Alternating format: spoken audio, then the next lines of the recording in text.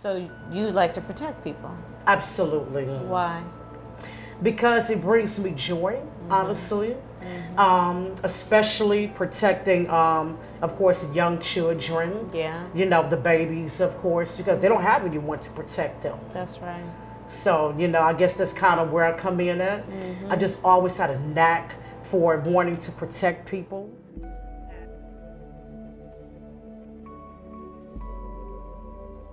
I'm a lifelong Detroiter, born and raised, and I really love this great city. And obviously, I'm very pleased with the comeback, everything that's been transpiring, and I look forward to being a part of that. Well, basically, I am a security officer at Secure America. Actually, I've been a security officer for about 12 years now. I hope that she sees what we're actually doing here today, which is, of course, having her see what I and many other Detroiters have to endure on a regular basis here in terms of just making a good living for yourself. You know, trying to honestly make ends meet. Hi, how are you? How are you doing? I am good. How are you? I am well. It's good to see you. It is definitely good to see you. I'm Kamala. Good to meet you. Of course I know who you are. No, but thank you. And thank you for welcoming me into your home. Absolutely. And letting me share your day with you. Absolutely, no problem. That means a lot to me. It really does. Hey, it means a lot to me that you're here. I do understand. My mother's going to take off your shoes and walk in the house. Oh, So yeah. I respect that. Here we go. First of all, tell me about your niece and your grandbaby. Well, my grandbaby, her name is Amia, and she is absolutely wonderful. Yeah. Like, I love her so much. She lives here in Detroit? Yes, she does. Yes. How often do you get to see her? I see her pretty often, actually. Just saw her last weekend, actually. So, you know, she's definitely a handful. Yeah. But, you know, of course, any typical 3-year-old, obviously. So, but yeah, she's wonderful. And then what about your niece? And my niece, she is, Isn't it wonderful to be an auntie? she's incredible. How old is she? She's 7. Oh, Yeah. So tell me about your work. Tell me about what your days are like when you're working. Well, actually, it's my job, of course, to ensure the safety of everyone in and around downtown Detroit. Yeah.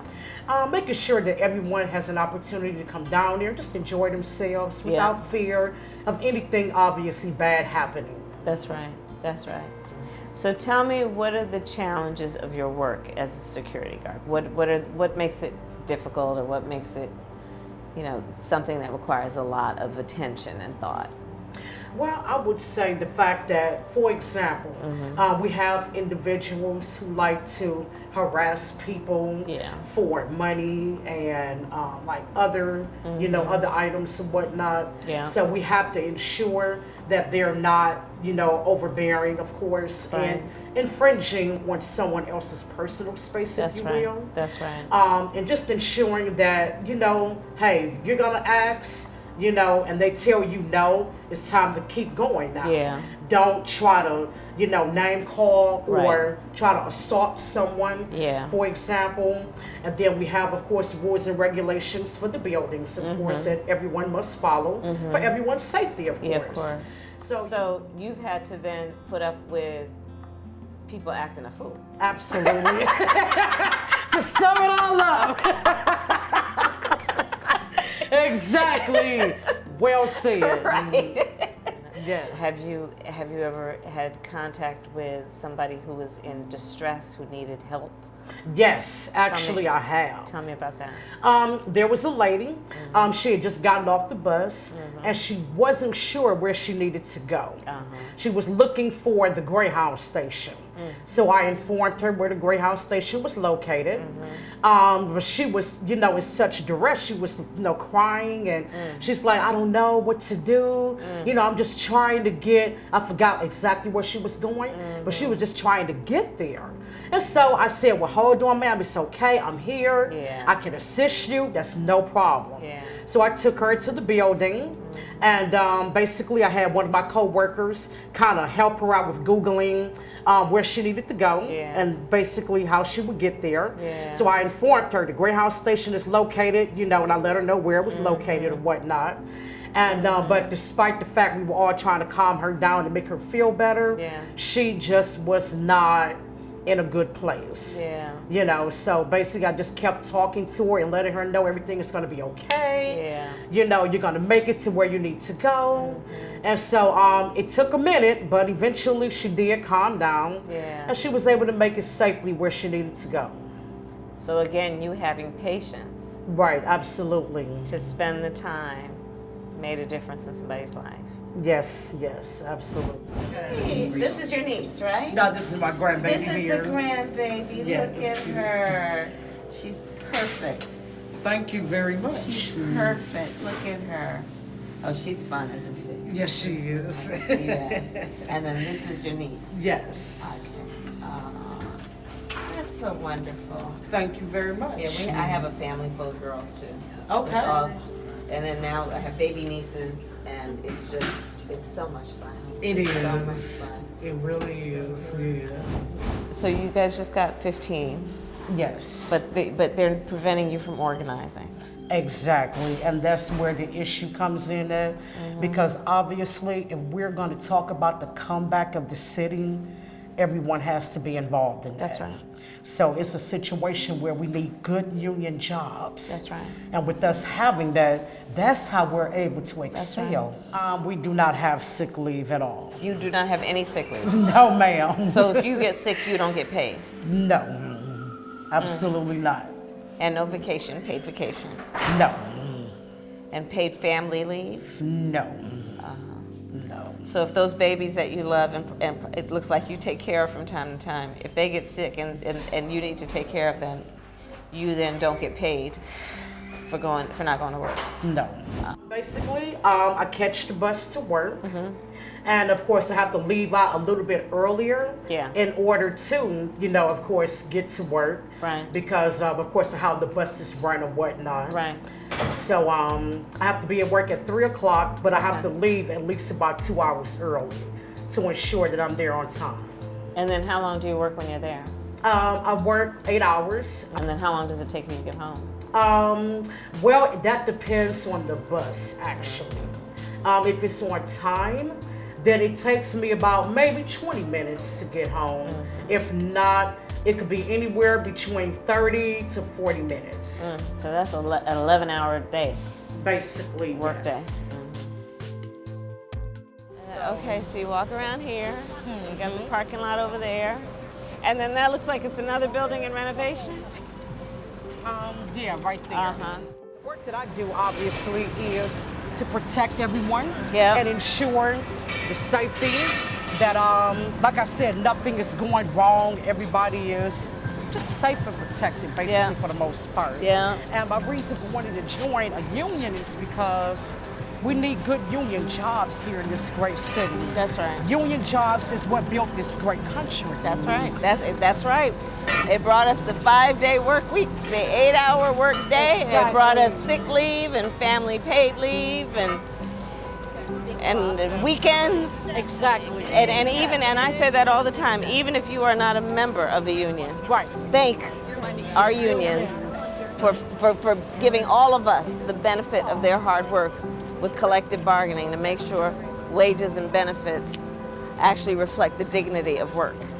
Well, here's the thing, Delores. What I know about you is that you take your job very seriously. Yes. You treat this building as though it is your own. And so you make sure that everything that you can do to secure the building, to make sure anybody who's in distress gets help, you do that. And it's so obviously to me that it's personal to you. Yes. Which is that you take it very seriously, that you train for it, that you read through the rules and make sure everybody's following them. Right.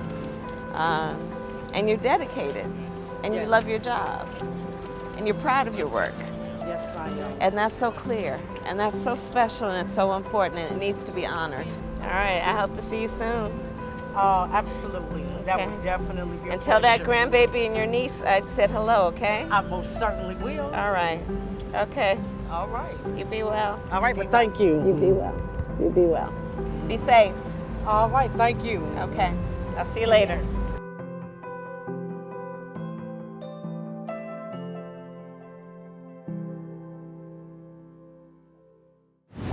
How are you doing? Nice to meet you. I'm Angela Williams. I'm a security officer for Secure America. I'm Kamala Harris. Nice to meet you, Miss Williams. Thank you for taking the time to meet Thank with me. you for coming out and meeting with us. Thank you. Are you here? Over here at this building? No, I'm working the security garages. Oh, okay. Yep. So Come have a seat. Have a seat. Thank you. Okay. Hi. Hello, I'm Connie Hager. I'm Kamala Harris. I'm a chief of security. Thank you.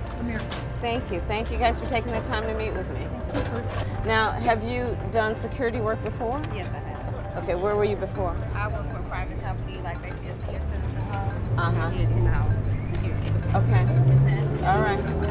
And so talk to me about how you've been organizing and how that's coming along and the importance of joining and forming a union.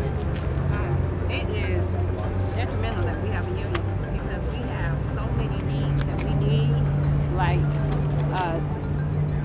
health benefits, Yeah. resources, or if we have like any kind of trauma or anything that happens, that we're able to get resources to help us with mental, physical, any kind of mishaps that we have, we need to have some kind of protection. So that's why we're trying to form a union, is so we can have equal opportunity benefits that everybody else has while we're securing this great city of Detroit. That's right. So right now, you work 8 hours a day. Sometimes 16. 16. Yes. Tell me about that. Sometimes we have people that calls off, or we have no people to accommodate posts, so they ask, we secure. So they ask you to work 16 hours a day? They ask us if we can work, we work. And you do that? I do. And so, do they pay you overtime? They pay us our regular pay. We don't Not get overtime? No. Not overtime when you're working 16 hours a day? Nope, it's regular pay. Okay, so what do you want me to let folks know beyond what you told me, which is a lot? That's a lot. That we need support. We need our Yeah. union. We need our union so we can have the equal rights of everybody else. That's right. So that's what we're here for. That's right. Well, the way that I think about it is this. You work hard. Yes. You're raising and supporting a family. Yes. Thank you. You are protecting a building. You are helping people in distress. You're working long hours without overtime pay and no benefits. When it comes to all of the benefits that should come with the dignity of labor and work. Yes. And I couldn't be more supportive of all that you are doing and need to do to form a union. Because it's clear that you're not getting those benefits unless you can bargain collectively, which means everybody bargains Yes. together. You have any questions for me? Yes, I do. Tell me. How are you going to help us with our fight for the union? Yeah. We're looking for better medical, and we're also looking for security, Yeah. secure of our job. Because even Yeah. though we do security, Yeah. we need security ourselves. So That's right. what kind of security, or what kind of help can you help us with Yeah. securitizing our security? Yeah. So part of what I intend to do when elected is appoint a Secretary of Labor who actually understands the dignity of labor and work, and also will enforce the existing labor laws, Okay. right, around wages and wage theft. It's work I've done in my past as an Attorney General. It is also about making sure that we have laws in effect and pushing for laws, which I will do, around right to strike, right to organize, to push back against right to work laws, which have really impeded working people's ability to organize. It is also about what we need to do to raise the minimum wage, which you have been working on here and doing a great job. But Thank around you. the country, this is still a battle we've got. Yes. And I've been a part of fighting for that and will continue to fight for that. Hello, everybody. Hi, Connie. Hi, Kamala. I'm Mufina. Wasina Akram. I'm also a security officer. I work with these lovely ladies. Okay. How are you today? Very well. How Good. are you doing? I'm doing well, thank you. Okay, so I just wanted to ask you, Sophia from Local 1021 wants to know, as a working parent of 2 small children, she spends more than 2/3 of her salary on childcare in addition to rent and other bills. She has zero ability to save and protect for her family. However, I think it says she makes too much to qualify for low-income subsidies. Will you work to provide more and better early childcare opportunities for families of all income levels? Oh, absolutely. And in fact, I have proposals that are about one universal child care. Okay. And what we need to do around, the way that I think about it is it's about also thinking about child care through the life of that child, through at least the end of 3rd grade, right? So it's about after school care, it's about, Absolutely. right? It's all of that. But that's one of the greatest barriers for women in particular. Yes. Yes. To be able to get a Who job. make up a huge percent of today's workforce. That's Yeah, right. Absolutely. That's right, and the majority of minimum wage. Yeah, absolutely. The majority of minimum wage. Yep. And this is how I feel about it, is that when you lift up the economic status of women, you lift up the economic status of families, Yes. and neighborhoods, and communities, and Yes. all of society benefits. Yes, There's absolutely. no question. Yes. Okay, and this is from Eva from Local 521. Wants to know, what about retirees? Everything appears to be on the table for them to lose. How will you protect retirees' rights? Yeah, well, a number of things. One, Social Security. So this president passed this tax bill benefiting the top 1% of the biggest corporations of our country, right? And meanwhile, which would result in a $1.5 trillion deficit.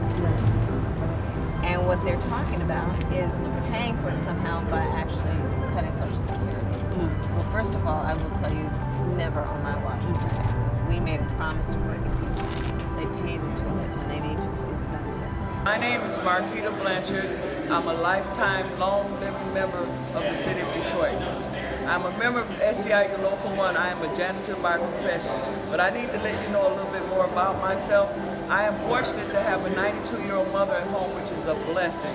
But for her, it's a curse because she's forced to pay out-of-pocket costs for prescriptions that her insurance company won't even pay for. It's not fair that senior citizens are neglected.